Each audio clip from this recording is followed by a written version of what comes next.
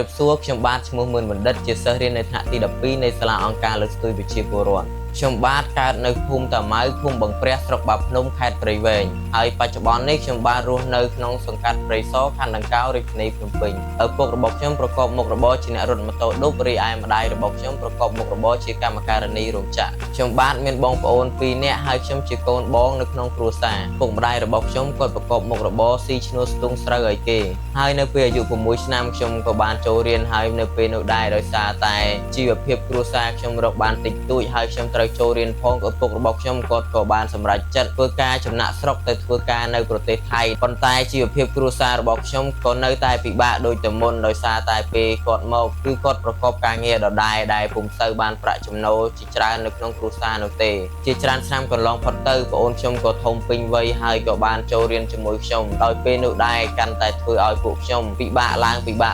ទើបឪពុករបស់ខ្ញុំនិងម្ដាយរបស់ខ្ញុំបានសម្រេចចិត្តមកធ្វើការនៅទីក្រុងភ្នំពេញដែលទុកឲ្យខ្ញុំនិងប្អូនស្រីរបស់ខ្ញុំរស់នៅជាមួយនឹងតាយាយនៅឯស្រុកកំណើតប៉ុន្តែខ្ញុំមិនដឹងថាឪពុកម្ដាយរបស់ខ្ញុំគាត់ធ្វើការនៅភ្នំពេញជួបនៅផលលំបាកយ៉ាងណាទេមានថ្ងៃមួយដោយសារតែការអប់រំនៅតាមបណ្ដាខេត្តពុំដូចនៅទីក្រុងភ្នំពេញខ្ញុំក៏សូមគាត់មករៀននៅភ្នំពេញប៉ុន្តែពេលនោះដែរគឺគាត់បានបដិសេធថាគ្រប់គាត់ពុំទាន់មានថវិកាគ្រប់គ្រាន់នៅក្នុងការនាំខ្ញុំនិងប្អូនស្រីរបស់ខ្ញុំមករៀននៅទីក្រុងភ្នំពេញទេអស់ជាច្រើនខែកន្លងផុតទៅគាត់ក៏បានសម្រេចចិត្តឲ្យរូបខ្ញុំមករៀននៅទីក្រុងភ្នំពេញទោះបីជីវភាពពេលនោះក្រលំបាកយ៉ាងណាក៏ដោយគឺគាត់គិតថាបើសិនជានៅតែអញ្ចឹងទៀតប្រហែលជាកូនរបស់គាត់លំបាកដូចគាត់ហើយដោយហេតុនេះហើយទើបគាត់សុខចិត្តសន្សំលុយបន្តិចបន្តួចមិនហ៊ានហូបចុកដើម្បីឲ្យតែកូនបានមករៀននៅទីក្រុងភ្នំពេញហើយនៅពេលដែលខ្ញុំមកទីក្រុងភ្នំពេញអ្វីដែលខ្ញុំស្រណោះជាងគេគឺម្ដាយឪពុករបស់ខ្ញុំគឺគាត់នៅផ្ទះជួលដែលពេលភ្លៀងម្ដងគឺ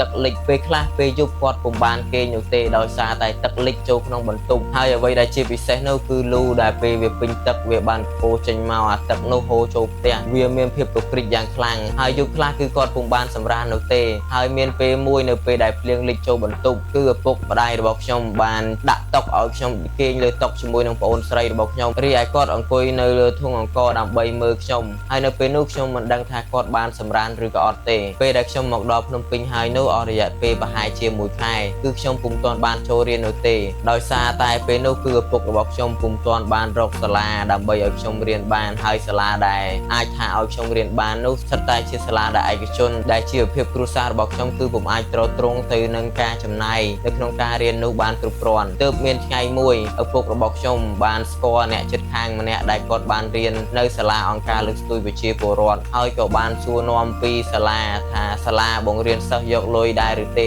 ហើយនៅក្នុងពេលនោះគឺអ្នកជិតខាងគាត់ក៏បានប្រាប់ថាគឺកូនរបស់គាត់ទៅរៀនសាលាគឺមិនយកលុយទេព្រមទាំងចែកនៅសម្ភារៈសិក្សាមកដល់យើងជាច្រើនផងដែរដោយសារតែសាលាគាត់បានជួយក្មេងកំសត់ក្រីក្រនិងខ្វះខាតទើបជាហេតុធ្វើឲ្យពុករបស់ខ្ញុំមានសង្ឃឹមឡើងវិញដោយសារតែជីវភាពគ្រួសារខ្ញុំពេលនោះគឺកំពុងតែលំបាកដោយពេលនោះដែរគាត់ក៏បានសួរពីទីតាំងសាលារួចហើយក៏បាននាំខ្ញុំមកចុះឈ្មោះនៅសាលាអង្គការលើកស្ទួយប្រជាពលរដ្ឋដោយពេលនោះដែរគ្រាន់តែឃើញពីជីវភាពគ្រួសាររបស់ខ្ញុំលំបាកយ៉ាងនេះសាលាក៏ព្រមទទួលយកភ្លាមតែម្ដងហើយបន្ទាប់ពីខ្ញុំបានចូលរៀននៅសាលាអង្គការលើកស្ទួយប្រជាពលរដ្ឋនេះដែរគឺខ្ញុំបានទទួលនៅបទពិសោធន៍ជាច្រើនហើយជាពិសេសគឺខ្ញុំបានរៀននៅភាសាអង់គ្លេសដោយសារតែសាលាបានបើកបង្រៀនភាសាអង់គ្លេសតាំងពីថ្នាក់ទី1រហូតដល់ថ្នាក់ទី12ហើយកាលពីមុនគឺខ្ញុំពុំសូវមានមិត្តភ័ក្តិច្រើនទេដោយសារតែមានជីវភាពក្រីក្រមានការរើសអើងពីមនុស្សជុំវិញខ្លួនដល់ពេលខ្ញុំបានមកចូលរៀននៅសាលាអង្គការលើកស្ទួយប្រជាពលរដ្ឋក្មេងទាំងអស់នៅទីនេះសុទ្ធតែជាអ្នកក្រលំបាកដូចជាខ្ញុំ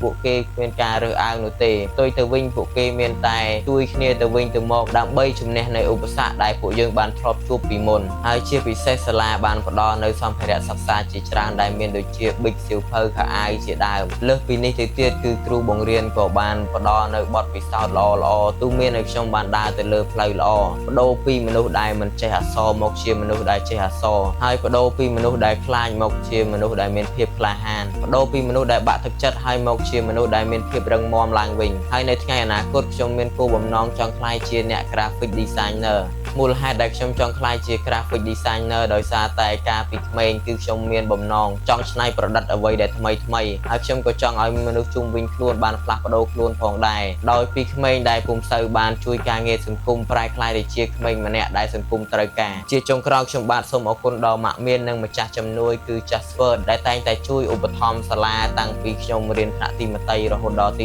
12នេះហើយក៏នៅជួយដល់ក្មេងៗជំនាន់ក្រោយជាបន្តទៀតដូចនេះខ្ញុំបាទសូមអរគុណ